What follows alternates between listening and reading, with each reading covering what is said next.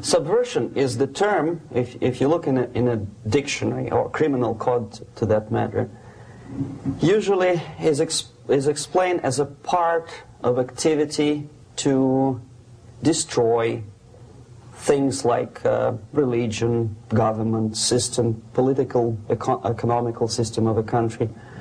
And usually it's linked to espionage and such romantic things as blowing up bridges, sidetracking trains, cloak and dagger activity in Hollywood style.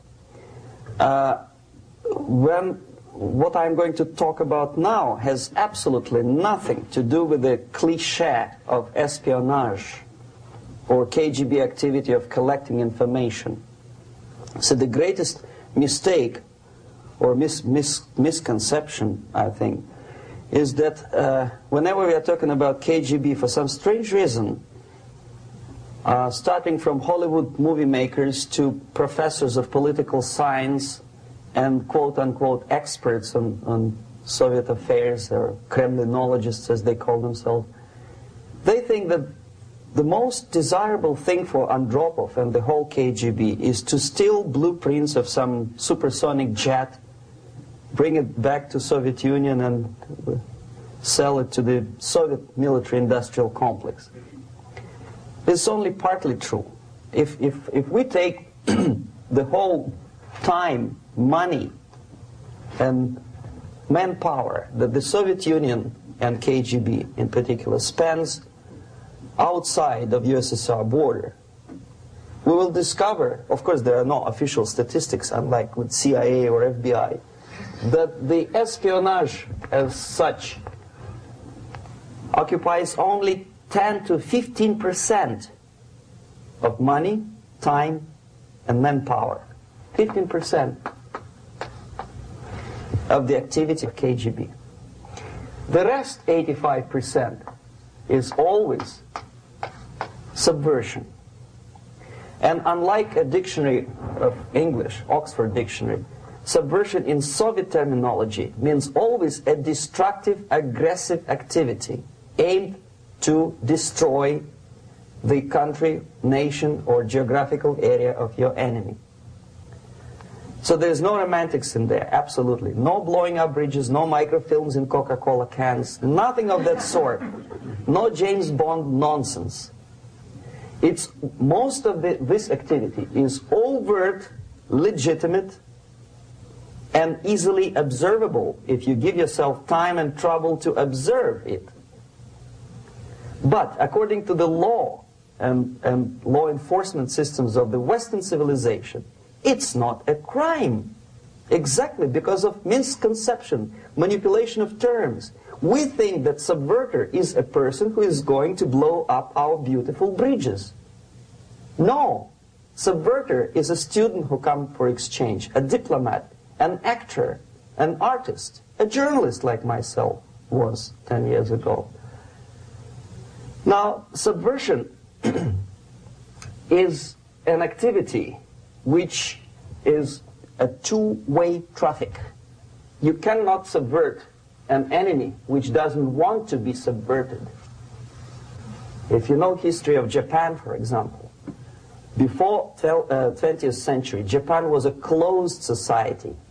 The moment a foreign boat comes to the shores of Japan, the Imperial Japanese Army politely tells them to get lost. And if American salesman comes to the shore of Japan, let's say 60 or 70 years from now back, and says, oh, I have a very beautiful vacuum cleaner for you, with the good financing, he says, please leave us, we don't need your vacuum cleaner. If they don't leave, they shoot them to preserve their culture, ideology, traditions, values intact. You were not able to subvert Japan. You cannot subvert Soviet Union because the borders are closed. The media is censored by the government. The population is controlled by the KGB and internal police. With all the beautiful glossy pictures of Time magazine and Magazine America, which is published by the American Embassy in Moscow, you cannot subvert Soviet citizens because the magazine never reaches Soviet citizens. It's collected from the newsstands and thrown to garbage can. Subversion can be only successful when the initiator, the actor, the agent of subversion has a responsive target. It's a two-way traffic. United States is a receptive target of subversion. There is no response similar to that one from United States to the Soviet Union. It stops halfway somewhere. It never reaches here. The theory of subversion goes all the way back 2,500 years ago. The first human being who formulated the tactics of subversion was a Chinese philosopher by the name of Sun Tzu.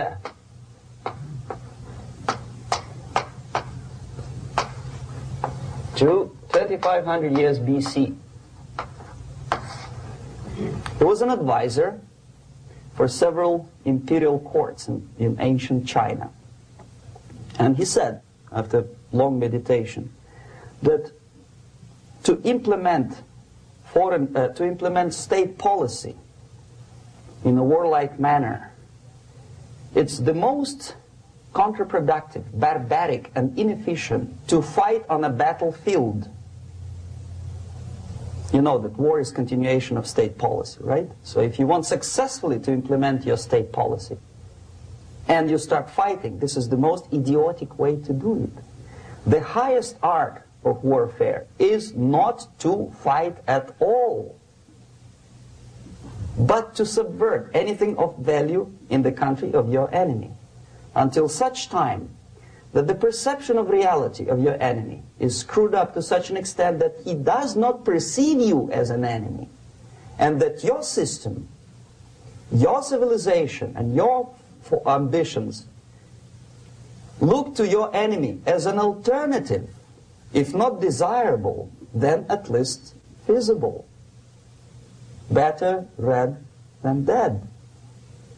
That's the ultimate purpose, the final stage of subversion, after which you can simply take your enemy without a single shot being fired, if the subversion is successful. This is basically what subversion is. As you see, not a single mentioning of blowing up bridges. Of course, Sun Tzu didn't know about blowing up bridges. Maybe there were not that many bridges at that time.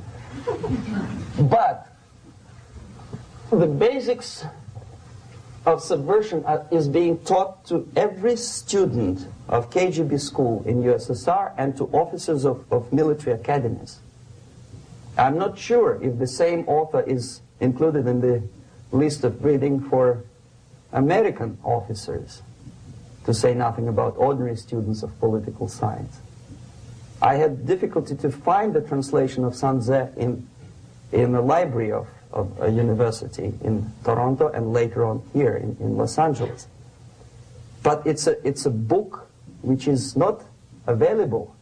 It is forced to every student in USSR. Every student who is taught to be dealing further in his future career with foreigners. What subversion is? Basically, it consists of 4 periods, time-wise. If we start from here and go this way, time, right? This is the beginning point. The first stage of subversion is the process which is called, basically, demoralization. It says for itself what it is.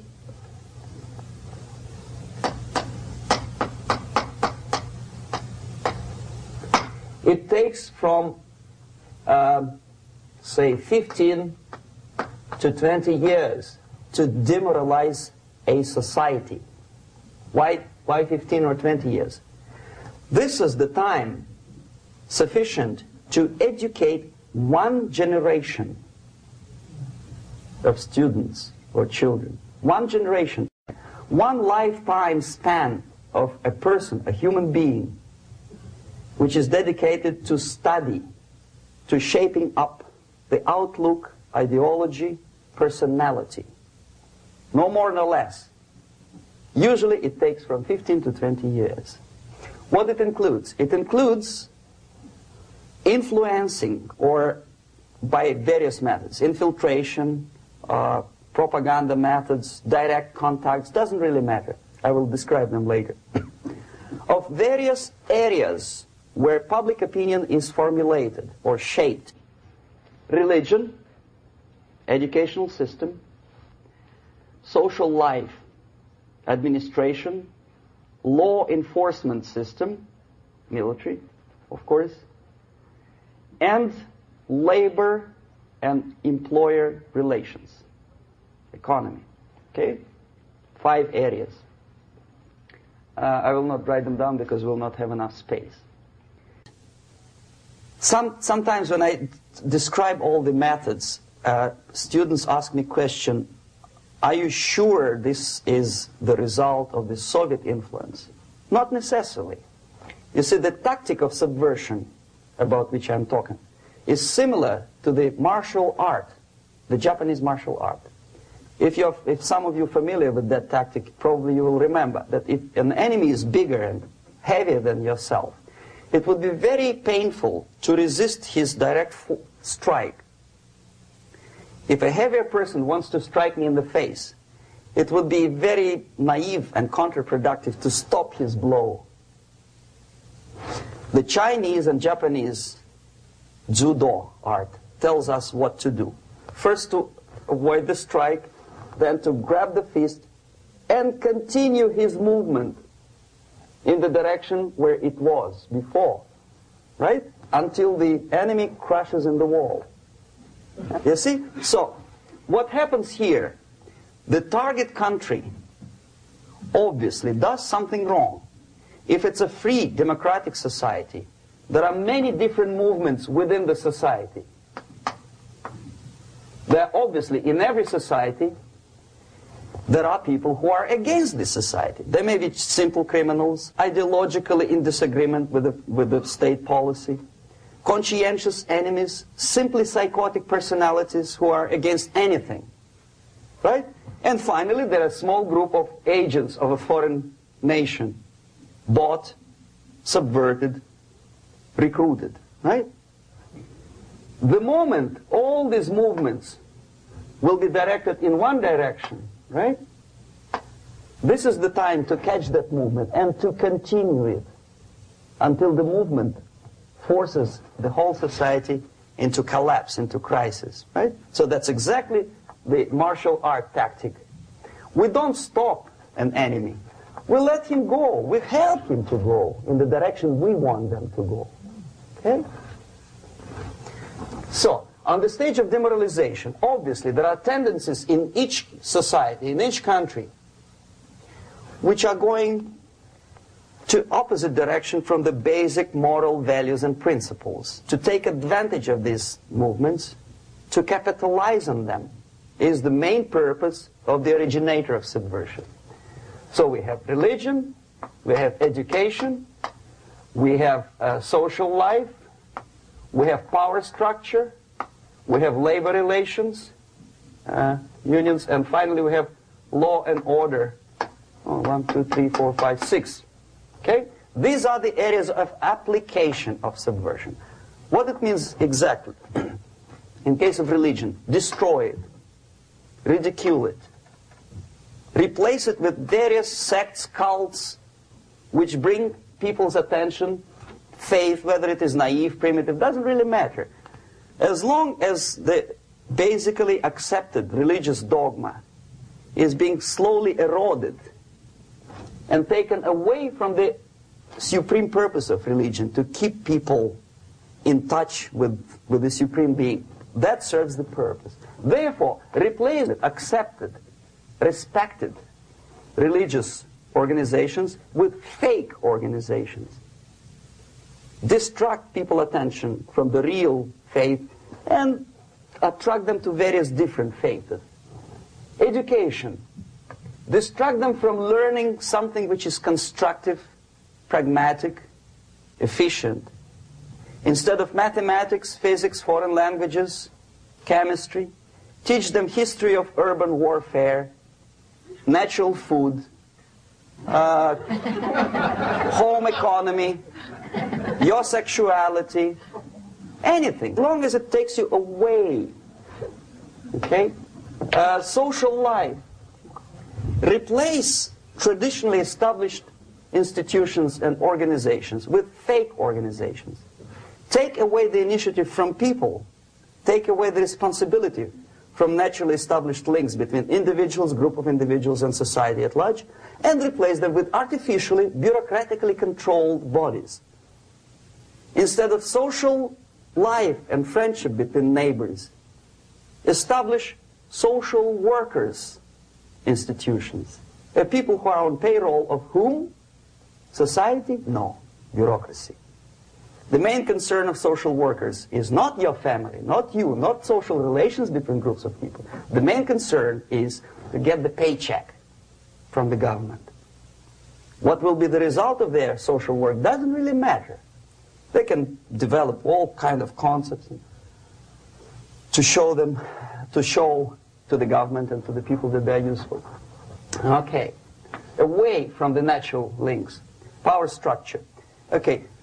The natural bodies of administration, which are traditionally either elected by people at large or appointed by elected leaders of society, are being actively substituted by artificial bodies. The bodies of people, groups of people, whom nobody elected. Never. As a matter of fact, most of the people don't like them at all, and yet they exist. One of such group is media. Who elected them? How come they have so much power? Almost monopolistic power on your mind. They can rape your mind. But who elected them? How come they have a nerve to decide what is good and what is bad for the elected by you, president, and his administration? Who the hell are they? Spiro Agnew, who was hated by the liberal left, called them a bunch of enfeebled snobs. And that's exactly what they are. They think they know. They don't. The level of mediocrity. In a big establishment like New York Times, Los Angeles Times, major television network, you don't have to be excellent journalist. You have to be exactly a mediocre journalist. That's easier to survive. There's no competition anymore. You have your good, nice income, $100,000 a year. That's it. Whether you are better or worse doesn't really matter anymore. As soon as you're smiling to the camera and do your job. That's it. No more competition. Power structure slowly is eroded by the bodies and groups of people who do not have neither qualification nor the will of people to keep them in power, and yet they do have power. Okay. Together with that, there is another process. Law enforcement, law and order organization and structure is being eroded. For the last 20, 25 years, if you see old movies and new movies, you can see that in new movies, a policeman, an officer of the United States Army looks dumb, angry, psychotic, paranoid. A criminal looks nice, kind of, well, he smokes hash and shoots the whatever drug, but basically he's a nice human being. He's creative. And he's unproductive only because society oppresses him. Whereby a general of Pentagon is always, by definition, a war maniac. A policeman is a pig, rude policeman. He abuses his power. You know? A generalization like that. The hatred, the mistrust to the people who are supposed to protect you and enforce law and order. Moral relativity. The Angelo Buono process lasted 2 years in Los Angeles. Relativity. The Angelo Buono process lasted 2 years in Los Angeles. And yet there are still some lawyers who say, look, he's a nice character, as a matter of fact.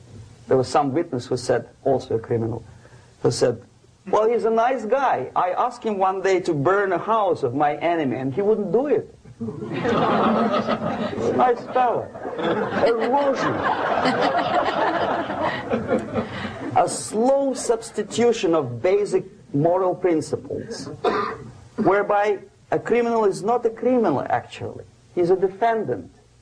Even if his guilt is proven, there is still a doubt to kill or not to kill, to be or not to be. Thou shalt not kill, yes, but this line may not necessarily be applicable to a murderer. Thou shalt not murder, that should be the presumption, not that thou shalt not kill. Okay, labor relations. At this stage, within 15 to 20 years, we destroy the traditionally established links of bargaining between employer and employee. The classical Marxist-Leninist theory of natural exchange of goods. A person A has 5 sacks of grain and person B has 5 pairs of shoes. And the natural exchange without money is when they bargain between each other.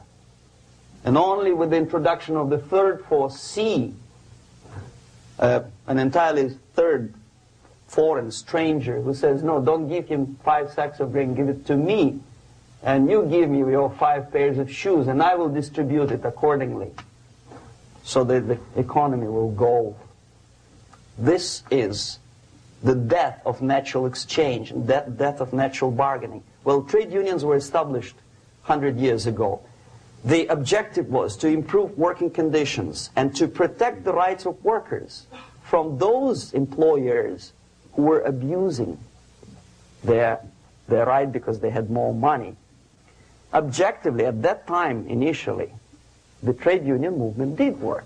What we see now is that the bargaining process is no longer resulting in the compromise, which is leading objectively to betterment of working conditions and increase of salary. What we see is that after each prolonged strike, the workers lose.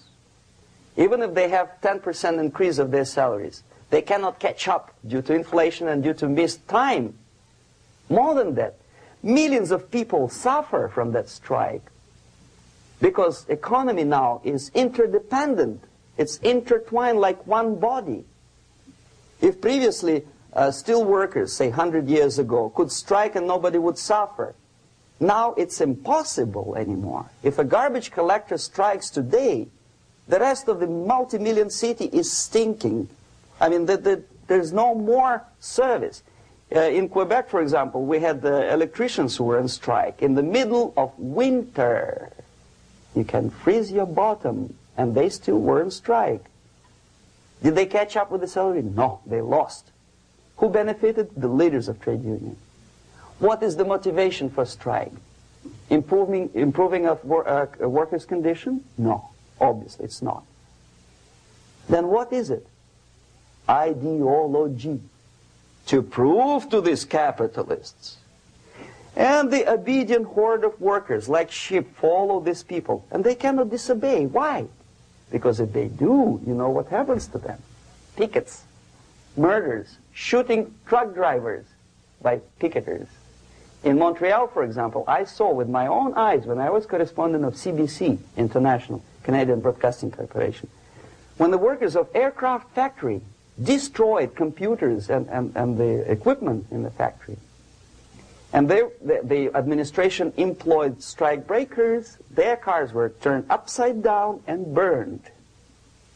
Their houses were burned. Their kids were intimidated. And some victims were there. Of that you can be sure. Why? To improve conditions of workers? No. Ideology. Okay, so this is what happens basically. It may or may not happen without the help of the Soviet Union. But the natural tendencies are being greatly taken advantage of and capitalized by the Soviet propaganda systems. How? Whenever trade union strikes, we have influx of propaganda, mass media, ideological dissemination. The workers' right, and we repeat it like parrots. Yes, workers' right. Whose rights? Workers? No. The only freedom of worker to sell his labor according to his own desire and will is taken away from him. By whom? By trade union boss. Unlimited power is given. Responsibility. I want to sell my labor not for $2.50 an hour, but for $2. I don't have right. My freedom is denied to me. I know that if I sell my work for $2 an hour, not for $3 an hour, I will compete better with the other guy who is lazy and more greedy. I don't need $3. I need only $2.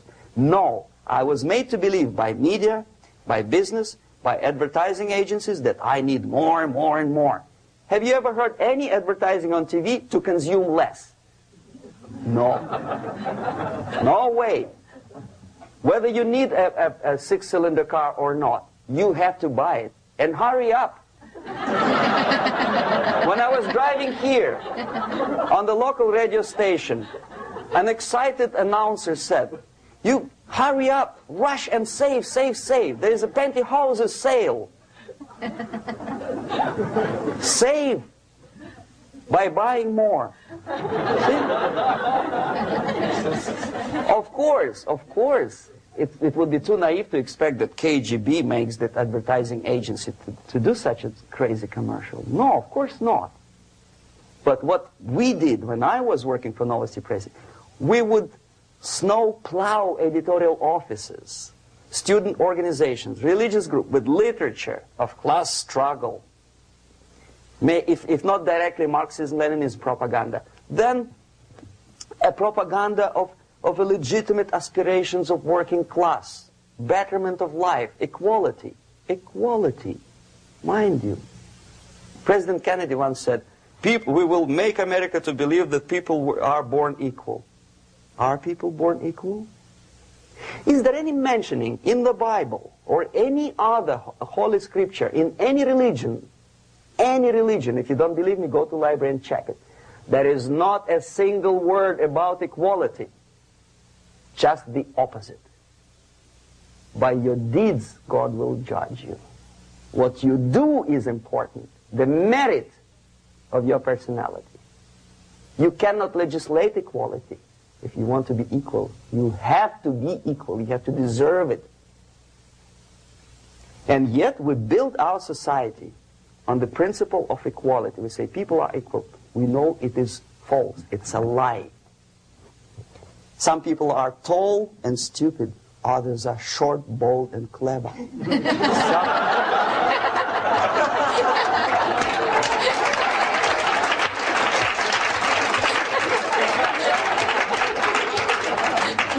If we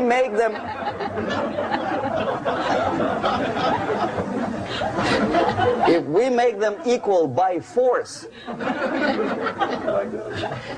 if we put the principle of equality in the basis of our socio-political structure, it's the same thing as building a house on sand. Sooner or later it will collapse, and that's exactly what happens. And we, as Soviet propaganda makers, are trying to push you in the direction which you go yourself. Equality, yes, equality. People are equal. Land of equal opportunities. Is it true or not? Think about it. Equal opportunities. Should there be equal opportunities? For me and for a lazy bastard who comes here from some other country and immediately registers as a welfare recipient benefits? I never received a single dollar. No, sorry, I did receive once. But I never applied for welfare. For the 13 years, I took any job. Security guard, journalist, taxi driver, anything. Well, I was restless, but some people don't like it. They immediately. So why should we have equal opportunities? Why? The equal opportunity to excel. Equal opportunity in equal circumstances, yes, but we know people are different. To excel, yes, provided we reach the same level of excellency, perfection, which is hypothetical, distant future. Yes, maybe. But we know perfectly well that even with the best intentions, people could not be equal. Why should we have equality in the, say, legal system? Myself, I'm considering myself a law-abiding citizen, and a person who comes here to rob and shoot, say, the United States administration under Carter, imported thousands of Cuban criminals. They were non-criminals, yet they were accepted. Do you think it's fair if myself and my wife from Philippines, who work like a, excuse me, horse as a lab technician in the hospital, should have the same rights as a criminal from Cuba? Why? And yet we repeat as parrots, equality, equality, equality. And the Soviet propaganda system helps us to believe that equality is something which is desirable. Democracy, as it was established by fathers of this country, of this system in the last century, is not equality. It's the system where different people, unequal people, have a chance to survive and help each other in constant competition, in constant perfection, not in equality, which is superimposed from a godfather or nice person in Washington, D.C.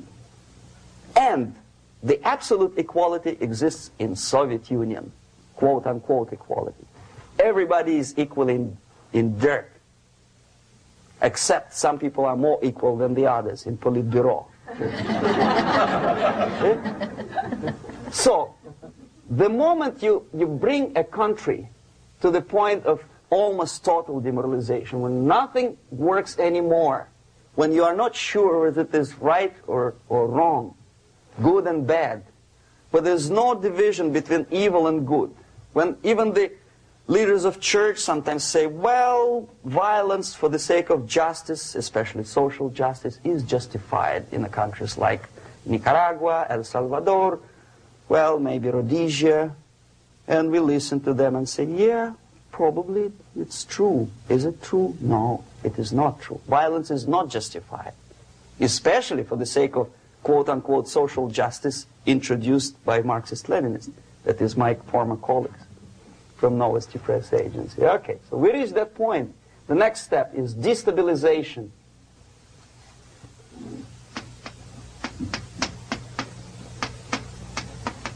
Again, this word says for itself what it is. To destabilize all the relations, all the accepted institutions and organizations in a country of your enemy. How you do it? You don't have to send a battalion of KGB agents to blow up bridges. No. You let them do it themselves. The area of application is, again, it's narrower now. Not like the previous case. The overt legitimate actions of the KGB in this case would be hardly noticeable. There is no crime if a professor who recently went to USSR introduces a course of Marxism-Leninism in a Californian college, for example. Nobody is going to come to his doorstep and say, okay, mister, come, you are under arrest. No, it's not a crime. It's not even considered a moral crime against your country. So the area of application here is narrowing down to economy, again labor relations, right? To law and order, plus military. And economy, law and order. Yes, and again the media, but wider scope, little bit different. I'll explain it later. Okay, basically 3 areas. Economy. The radicalization of bargaining process. If on that stage we still could achieve, theoretically, some positive compromise between the negotiating sides with say, arbitrary, introduction of arbitrary judges, a third side, objectively judging the demands of both sides. Here it's radicalization. On the stage of destabilization, we cannot come to compromise even within a family. The husband and wife couldn't figure out which is better. Husband wants his kids to eat at the table, and wife wants a child to roam around the room and drop food all over the floor. They cannot come to compromise unless they start a fight. It's impossible to reach a compromise, constructive compromise, between neighbors. Some people say, I don't like you to watering your lawn at that time because exactly at that time I'm walking my dog and he's getting nervous. He cannot pass his bowels, you know. So they cannot compromise. They go to a civil court or something like that. radicalization of human relations. No more compromise. Fight, fight, fight. The normal, traditionally accepted relations are destabilized. The relations between teachers and students in schools and colleges. Fight. The relations between, in economical sphere, between laborers and employers are further radicalized.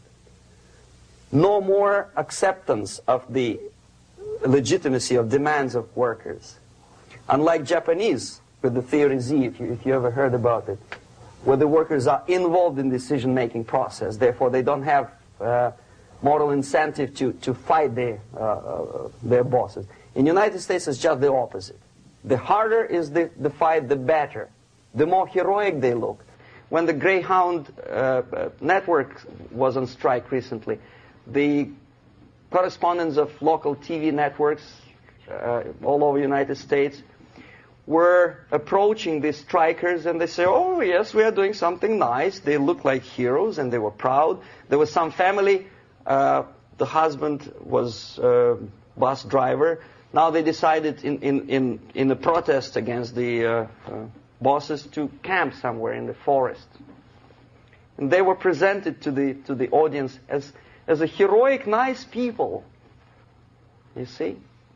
The violent clashes between passengers, picketers, and the strikers are presented as something normal. 10, 15, 20 years ago, we would be angry, say, why so much hatred? Today we are not. We say, well, it's commonplace. Radicalization, militarization sometimes.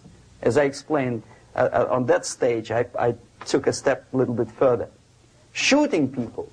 Okay, law and order now also is pushed into the area where previously people settled their differences peacefully and legitimately. Now we are getting with this court cases in the smallest irrelevant cases. We cannot solve our problems anymore. The society at large becomes more and more antagonistic between individuals, between groups of individuals, and the society at large. The media puts himself in the opposition to the society in general, at large. Separate, alienated. Okay? On that stage, you remember I was talking a couple of hours ago about the sleepers. That's when the students from, say, United States, if they are trained in Lumumba University, or developing nations, that's the students I was dealing with, are being sent back from the Soviet Union here. Or if they were already in the United States, in the country which is the object of subversion, they spring to action. The sleepers go up. They slept for 15 to 20 years. Now they become leaders of groups, preachers, I don't know, public figures. Prominently they actively include themselves in a political process. All of a sudden we see a homosexual. 15 years ago he did his dirty job and nobody cared. Now he makes it a political issue. He demands recognition, respect, human rights, and he rallies a large group of people. And there are violent clashes between him and police, his group and ordinary people, no matter what.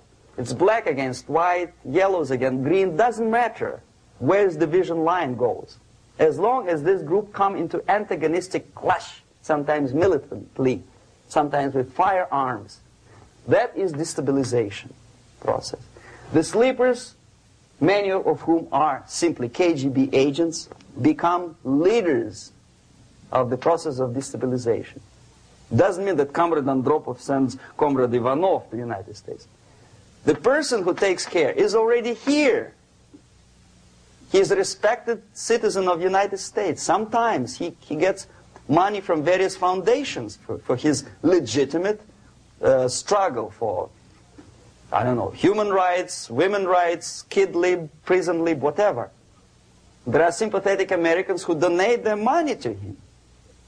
Destabilization process usually leads directly to the process of crisis.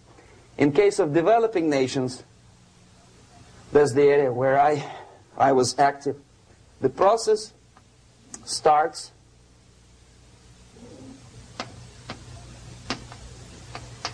when the legitimate bodies of power, the social structure collapse. It cannot function anymore. So instead, we have artificial body injected into society, such as non-elected committees. You remember I was talking about them here. Social workers who are not elected by people, media who are self-appointed rulers of your opinion, some strange groups which claim that they know how to lead society forward. They don't usually. All they care is how to collect donations and sell their own concocted ideology, mixture of religion and ideology. Here, we have all this artificial body claiming power.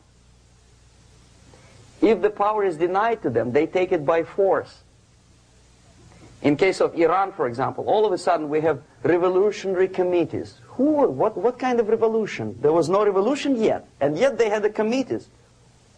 They were taking power of judgment. They had the power of execution, they had the power of legislation, and that they had the power of judicial.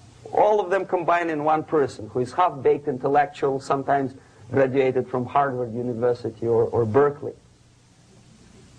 He comes back to his country and he thinks that he knows the answer to all the social, economical problems. Okay? Crisis is when society cannot function anymore productively. It collapses, obviously. That's the word for crisis. So therefore, the population at large is looking for a savior. The religious groups are expecting a messiah to come. The workers say, we have family to feed. Let's have a strong government, maybe socialist government, centralized. When somebody put the employers on their place and let us work. We are sick and tired of going to strike and missing overtime and all that stuff. We need some strong man, strong government, a leader, a savior is needed. Population is sick and tired already. And here we are. We have a savior. Either a foreign nation comes in, or the local group of leftists, Marxists, no matter what they call themselves, Sandinista, a reverend or some sort, Bishop Muzureva, like in Zimbabwe, doesn't matter. A savior comes and says, I will lead you. So we have two alternatives here. Civil war and invasion. Okay? See how it goes? Civil war, we know what it is. Lebanon is the best example. The civil war, which was artificially implanted in Lebanon by injection of force of PLO, Palestinian Liberation Organization. Invasion we have in many other countries like Afghanistan, name any East European country, it was invaded by the Soviet army. But the result is the same. The next stage is normalization. Normalization is a very ironic word, of course. It is borrowed from 1968 situation in Czechoslovakia, when the Soviet propaganda and after them New York Times declared the country is normalized. The tanks moved into Prague, so there is no more Prague Spring, there is no more violence. Normalization. At that stage, the self-appointed rulers of the society don't need any revolution anymore. They don't need any radicalism anymore. So this is the reverse from destabilization. Basically, it is stabilizing the country by force. So all these sleepers and activists and social workers and liberals and homosexuals and professors and Marxists and Leninists are being eliminated. physically sometimes. They've done their job already. Okay? They are not needed anymore. The new rulers need stability to exploit the nation, to exploit the country, to take advantages of the victory. Okay? So no more revolutionaries, please. And that's exactly what happens in a number of countries. You remember Bangladesh? This is the crisis in which I was instrumental. First they had Mujibur Rahman. In 1971, he was the leader of People's Party, Awami League, with mustache like Stalin. He was in Russia many times. In 5 years, he was shot by his former colleagues, Marxists. He fulfilled his function. In Afghanistan, it happened 3 times. First there was Taraki, then there was Amin, now there's Babrak Karmal. They killed each other successively, one after another. The moment he fulfills his duty, the first one demoralized country, the second destabilized, the third one brought it to crisis. Goodbye, comrades. Babrak Karmal comes from Moscow and put into the seat of power. Same thing happened in Grenada recently. Maurice Bishop, Marxist, was killed by Austin, what's his name, General something, who was also a Marxist. Right? So no more revolutions, please. Normalization now. From now on, no more strikes, no more homosexuals, no more women lib, no more kid lib, no more lib, period. A good, solid, democratic, proletarian freedom. That's it. Now, to reverse this process takes enormous effort. When today, United States had to invade Grenada to reverse the process of subversion. Some people say, boy, this is not good, it's not kosher to invade the beautiful country, island of Grenada. Well, why didn't you stop the process here, when Grenada was just approached by leftists? Why not to prevent Maurice Bishop to come in power in the first place? Did Grenadians want him? Very questionable. They didn't know who was Maurice Bishop in the first place. He came to power by coup d'etat himself. Okay? No, we let the situation develop further and further and further until the crisis and normalization very soon. And then the United States decided to invade country, discovering that the country was absolutely a military base for the Soviet Union. Of course it's a drastic measure. Of course it's a pity that Marine Corps had to lose, what, 17 lives. Very bad. Why not to stop the process before it comes to crisis? Oh no, intellectuals will not let you. It's interference into domestic affairs.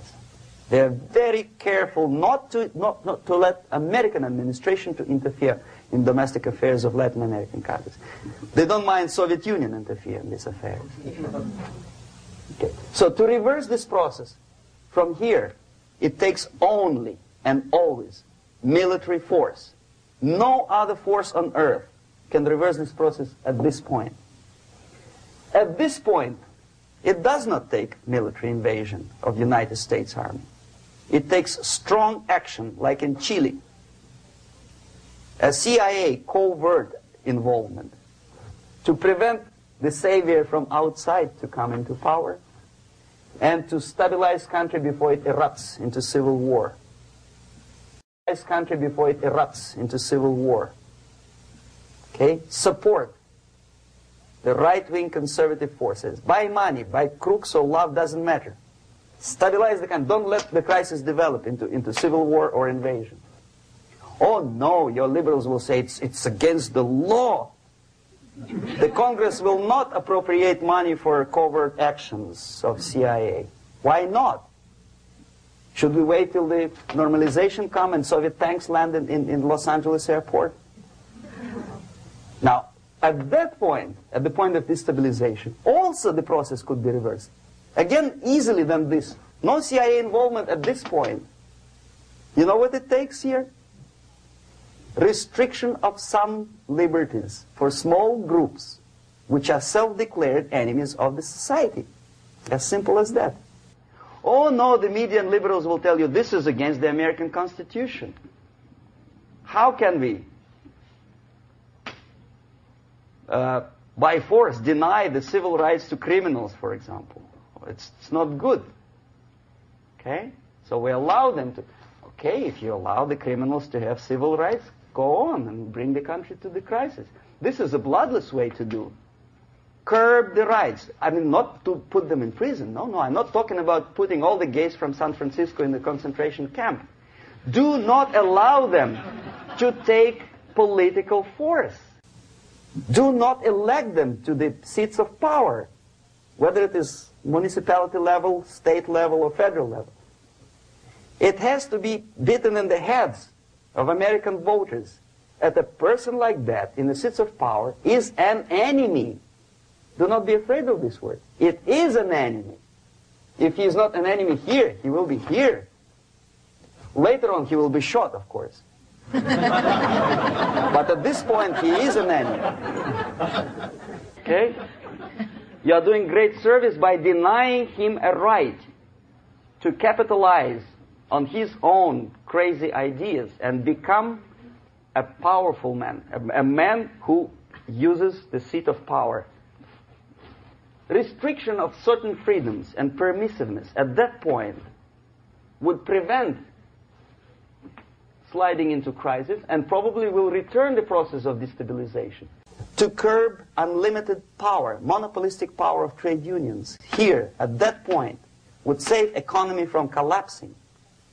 To introduce a law to stop private companies of raping public opinion's mind in the direction of consumerism. No company must have a right to force you into buying more unless you want it. There must be a law. You want to advertise your car? Okay. But not a single mentioning of buying it now and saving money. It must be against the law to force people to consume more.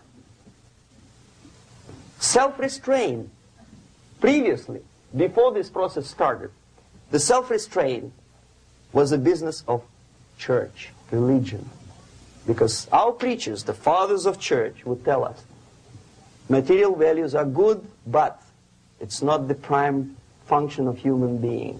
Because you have to live with something. Obviously, the design for our life is not to consume more deodorants. There must be something greater. If such a complicated instrument as human body was created, obviously there must be some higher purpose for that. And it's very easy to avoid destabilization by denying the greedy companies one little freedom, one little liberty, forcing you into turning yourself into processors of unwanted products and goods. They turn you into machines, like the worm who there's inlet and outlet. So, and how long an average appliance lasts these days? Less than a year. Why? Where's workmanship? Oh, we want you to buy more. Okay. Destabilization process could be easily overcome if, as I say, the society, by its own will or after persuasion by the leaders, will come to the idea of self-restraint. It's so hard we want to consume more, but you have to. Unless you will come to this stage, when, as we say in Russia, if Sahara Desert ever becomes a communist state, there will be shortage of sand. So you have to curb your...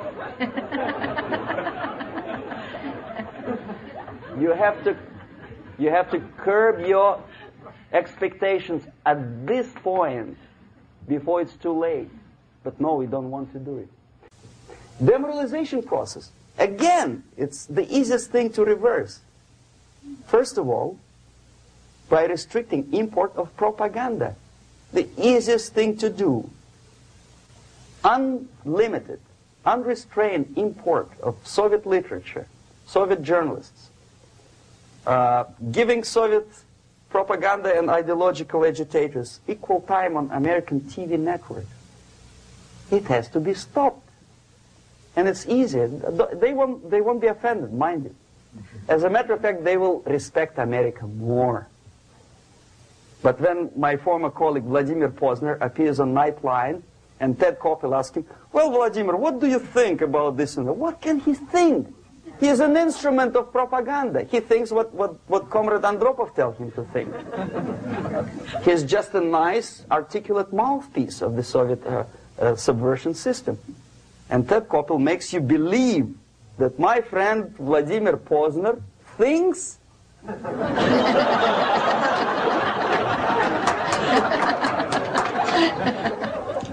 the process of demoralization may not have started at all if at that point the country, which is a recipient of subversion, actively, not violently, but actively, prevents importation of foreign ideology.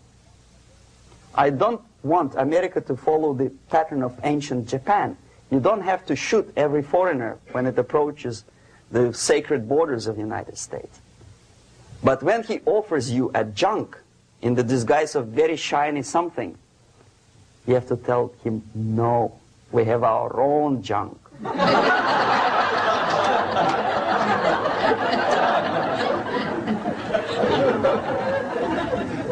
If at that point the society is strong, brave, and conscientious enough to stop importation of ideas which are foreign, then the whole chain of events could be prevented. Recently I've been to Philippines, and I was shocked how in big cities like Manila, children listen to deafening music.